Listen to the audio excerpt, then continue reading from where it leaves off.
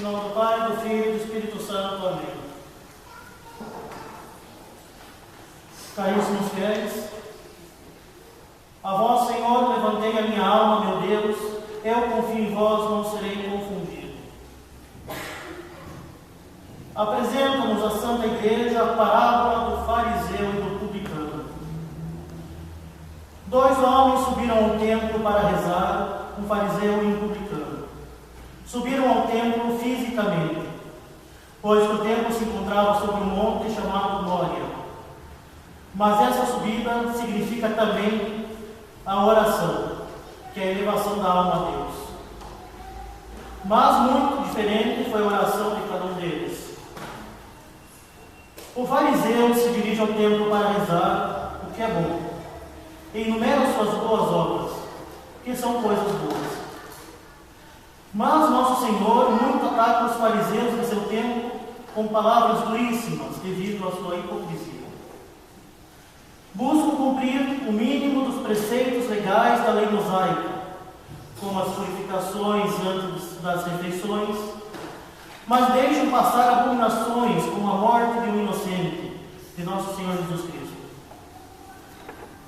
Buscaram sua morte com falsos testemunhos, mas têm escrúpulo de guardar no tesouro do templo as moedas devolvidas por Judas, pois são preço de sangue. Mas em sua origem, na época dos Macabeus, o grupo dos fariseus era um grupo de judeus que buscavam seguir seriamente a lei e a doutrina mosaica. Inclusive o grande apóstolo São Paulo, filho de fariseus, educado por um fariseu, o grande mestre Gamaliel, afirma em sua epístola aos Filipenses: quanto à lei, era fariseu. Eram os fariseus, com efeito, como que o grupo mais sério do judaísmo antigo. Mas, pelo orgulho, deixaram de lado a justiça e o amor de Deus para se preocupar com ninharias legalistas. É este, caríssimos, o cerne dos ataques de Cristo aos fariseus. Diz Nosso Senhor: ai de vós, fariseus, porque pagais o dízimo da hortelã, da arruda e de todas as outras ervas, mas deixais de lado a justiça e o amor de Deus. Vós deveríeis praticar isso sem deixar de lado aquilo. Ai de vós, fariseus, porque gostais do lugar de honra nas sinagogas e de ser descumprimentados nas praças públicas. Ai de vós, porque sois como túmulos que não se veem, sobre os quais os homens andam sem saber. Deveríeis praticar isso sem deixar de lado aquilo. O cumprimento da lei mosaica era algo bom antes de nossa redenção. As obras alegadas pelo fariseu no Evangelho de hoje eram boas. O jejum e a esmola são coisas boas. Mas não é o suficiente para a salvação, pois falta o essencial: a justiça e o amor de Deus. Com efeito, o fariseu não matou, não roubou, como muitas pessoas hoje em dia acham que isso basta para fazer uma boa pessoa. Ele até jejuava e pagava o dízimo, algo acima da média para os padrões medíocres da atualidade. Mas, sem a humildade, reconhecendo nossa miséria e necessidade da graça divina, e unidos a Deus, servindo na caridade, tais obras exteriores de nada servem. Sua oração foi então desagradável a Deus pelo orgulho e pelo desprezo do próximo.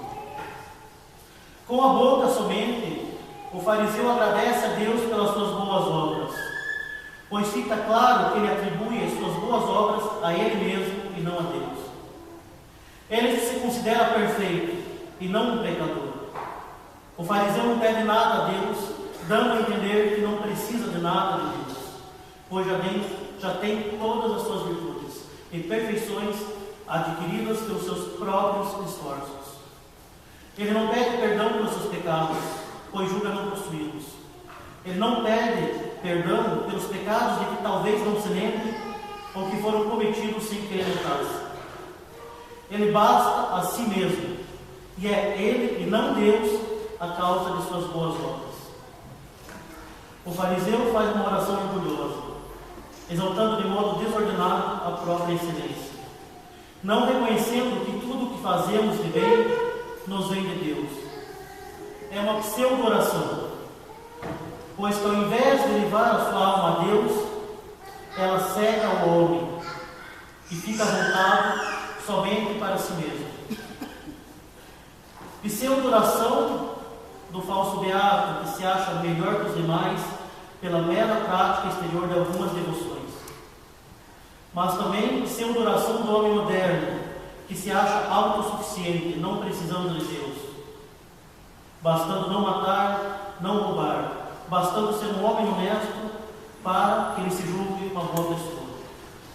Mas que é insuficiente para levar o homem ao fim para o qual ele foi feito, insuficiente para levar o homem à sua salvação. Não pode haver, caríssimos, uma justiça verdadeira sem ser justo para com Deus, e sem a sua graça que nos conduz para o nosso fim. O homem sem a graça é um homem deformado. Como diz Nosso Senhor, são cegos que guiam cegos. São cegos, pois não enxergam senão a si mesmos. Como os porcos que não conseguem olhar para o alto, eles permanecem cegos na lama do pecado. Ainda, caríssimos, a oração do fariseu não foi uma oração humilde. A humildade é verdade e justiça. A humildade é verdade, isto é, reconhecer nossas qualidades e defeitos, nossas virtudes e vícios. E a humildade é justiça, atribuir a cada um aquilo que lhe é devido, isto é, atribuir a Deus as nossas qualidades e virtudes, e atribuir somente a nós nossos defeitos e vícios. São Paulo, por exemplo, enumera em suas epístolas várias das suas boas obras, mas não se vangloria nem se exalta, pois reconhece com profunda humildade que tudo isso vem da graça de Deus. Reconhece que tudo de bom que ele tem lhe foi dado por Deus. Distantes da santidade deste grande apóstolo, não convém que enumeremos nossas eventuais boas obras, pois é extremamente improvável que nos mantenhamos isentos de orgulho. O fariseu, em sua oração, não é humilde.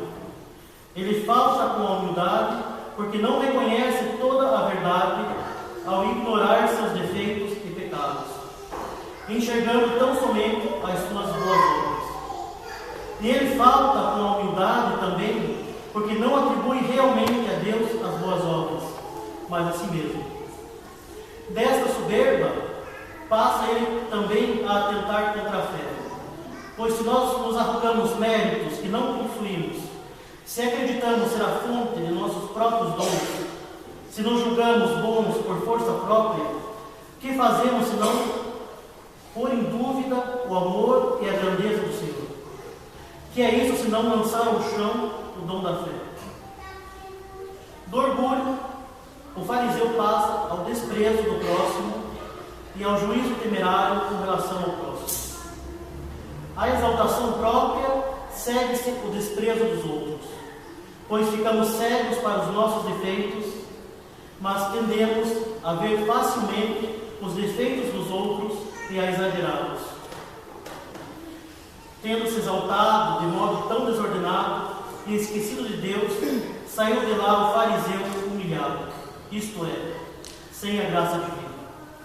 Com efeito, ele na verdade não jejuava, nem orava, nem tampouco dava esmola verdadeiramente.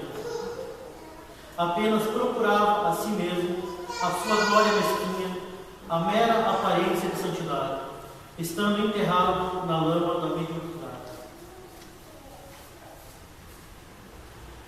Lembremos, pois, caríssimos, desta importante lição para a vida espiritual. Quando fazemos boas obras, quando começamos a avançar no caminho da virtude, o demônio tentará nos fazer cair pelo orgulho, fazendo que nos exaltemos e que esqueçamos que a causa de tudo é Deus.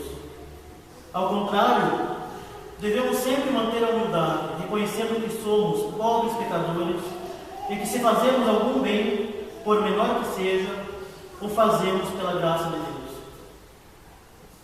Nossa oração, caríssimos, ao contrário da oração do fariseu, deve ser humilde, o que nos leva à oração do publicano. O publicano não se atreve a se aproximar do altar, o que significa que, se reconhecendo pecador, ele estima ser indigno de se aproximar de Deus. A própria santidade, como os leprosos que não ousavam se aproximar de Cristo e que de longe imploravam a sua misericórdia. Mantém-se afastado também para significar que, por seus pecados, ele se afastou de Deus, como o filho pródigo que deixou a terra do pai e foi para uma terra longínqua, e como o povo hebreu exilado na Babilônia. De fato, pelos nossos pecados, nos tornamos indignos de nos aproximar de Deus e nos afastamos dele. O publicano não levantava os olhos. Não ousava levantar os olhos por vergonha de ter pecado contra Deus, de ter ofendido a Deus, que é o sumo bem e infinitamente amável. Não levantava os olhos para significar que, com o pecado mortal, não poderemos chegar ao céu e ver Deus face a face. O publicano batia no peito para significar o seu coração despedaçado pela ofensa cometida a Deus, para significar o arrependimento pelos seus pecados. O publicano sabe que Deus é misericordioso e que está pronto para perdoar aqueles que estão verdadeiramente arrependidos. Isto é, se reconhecemos o mal que fizemos, se detestamos esse mal e, determinados a não mais pecar, pedimos a Deus o perdão pelo sacramento da confissão. Caríssimos, a oração humilde do publicano agradou a Deus. Ele reconheceu seus pecados, reconheceu que a culpa era sua e, com verdadeiro arrependimento e grande confiança, pediu a Deus misericórdia. Tendo-se humilhado ao reconhecer seus pecados e ao implorar a divina justiça, saiu de lá o publicano exaltado, isto é, com a graça de Deus. É o que devemos fazer para evitarmos a condenação eterna no inferno com Satanás, o orgulhoso e mentiroso por excelência, e sermos salvos no céu pela intercessão de Maria Imaculada, o triunfo da graça e da humildade. Roguemos ao Senhor que nos dê uma profunda humildade e uma vontade firmíssima de nos emendar. Confessemos-nos com mais frequência, mas também e sobretudo confessemos-nos melhor, colocando aos pés de Cristo, o juiz, todo o fardo de nossas desobediências e infidelidades que acumulamos em nossa vida. Roguemos, caríssimos, a humilíssima Maria Imaculada, refúgio dos pecadores e terror dos demônios, que com suas súplicas onipotentes venha em nosso auxílio para sermos mais penitentes e humildes, e que mantenhamos nossas almas elevadas a Deus em nossas vidas, para não nos separarmos dele na hora de nossa morte. Meu Deus, tem piedade de mim, pecador. Em nome do Pai, do Filho e do Espírito Santo.